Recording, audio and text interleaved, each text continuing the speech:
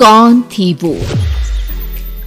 मैं 8 महीने की प्रेग्नेंट थी और अपनी डिलीवरी के लिए अपने मायके गई थी। माँ ने मुझे फोन पर बताया, घर के पीछे की तरफ जो खाली जमीन थी ना, वहां पर एक नया कमरा बनवा लिया है। इतने सालों के बाद जैसे ही अपने घर में कदम रखा, कुछ अलग सा लगा। माँ, ये घर के पीछे की तरफ नया कमरा बनवाने की क्या जरूरत थी? अरे बेटा, घर के पीछे दूर दूर तक खाली जमीन है।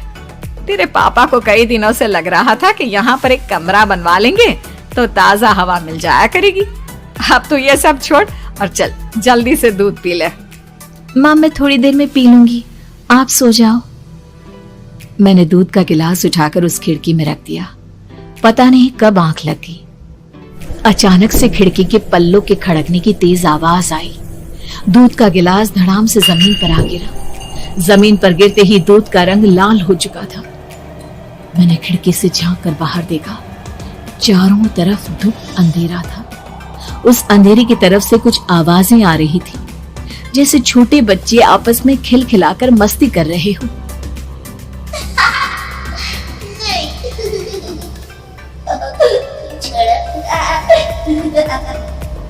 इतनी रात को इतने घनघोर अंधेरे में बच्चों की आवाज कैसे आ रही है? घड़ी में वक्त देखा तो ठीक 12 बजे थे। देखकर मैं सन्न रह गई। बुरी आत्माओं और भूतों की कई कहानियां मैं सुन चुकी थी। वक्त भी कुछ ऐसा ही था। ऊपर से मैं प्रेग्नेंट।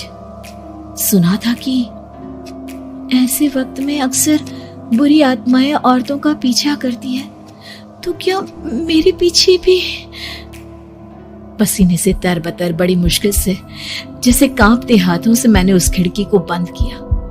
जल्दी से जल्दी उस कमरे से बाहर निकलकर माँ के पास जाने के बारे में सोचा, लेकिन जैसे ही दरवाजे की तरफ पलटी, लगा कोई साया हवा की स्पीड से दरवाजे के सामने से गुजर गया। मेरे गले में अटक कर रह गई।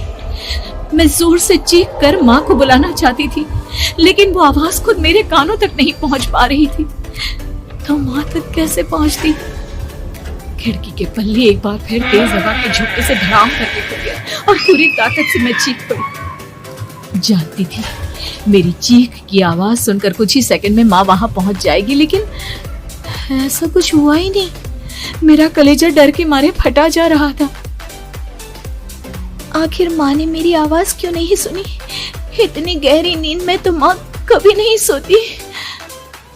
ठीक पीछे खुली हुई वो खिड़की। मुझ में इतनी ताकत नहीं बची थी कि मैं पलटकर उस तरफ देख भी सकूं।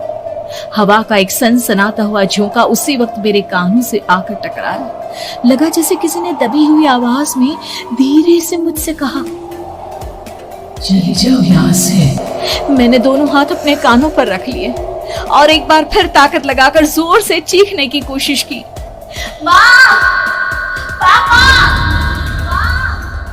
मेरी आवाज उस कमरे की दीवारों से टकराकर वापस मुझे ही सुनाई दे रही थी। जितनी ताकत के साथ मैंने चीखने की कोशिश की थी, कुछ ही देर बाद उससे कहीं ज्यादा तेज और दर्दनाक चीख मुझे सुनाई देने लगी। ये आवाज ठीक मेरे पीछे खिड़की से आ रही थी। वो आवाज मेरे कानों में पिघलते हुए लोहे की तरह गिर रही थी। उन आवाजों में हैवानियत थी।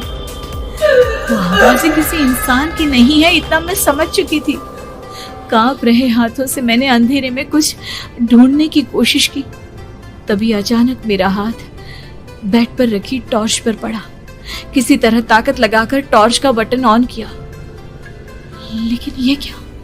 सामने दरवाजे पर 3 छोटी लड़कियां खड़ी हुई थी। उनके हाथ में स्टील के चमचमाते हुए चाकू थे। मैं घबराकर लड़खड़ाई और पीछे की तरफ हटी, लेकिन तब तक वो मेरे पास आ चुकी थी। उनकी गर्दन टेढ़ी थी और उनके हाथों के वो चाकू मेरे पेट को निशाना बनाने को तैयार। मैं जोर से चीखी, नहीं, छोड़ दो मेरे बच्चे को, मत मारो, मत मारो, छोड़ दो मेरे बच्चे को। सोनाली, क्या हुआ बेटा? तू इतनी डरी हुई क्यों है? उठ बेटा, क्या हुआ? हड़बड़ाकर मैंने अपनी आंखें खोली। देखा तो दिन निकल आया था। माँ मुझे जगा रही थी। मेरा चेहरा पूरा पसीने से लथपथ था। क्या हुआ बेटा, तुमने कोई बुरा सपना देखा क्या? मैं अभी तक अपने पूरे होश में नहीं थी। वो मेरे बच्चे को मार देगी माँ। वो लड़की मेरे बच्चे को। मैंने घबराकर अपने पेट को छुआ। सब कुछ ठीक था। और वो दूध जो रात को यहाँ पर गिर गया था, उसका रंग लाल हो गया था। माँ ने हंसते हुए दूध का गिलास मुझे दिखाया।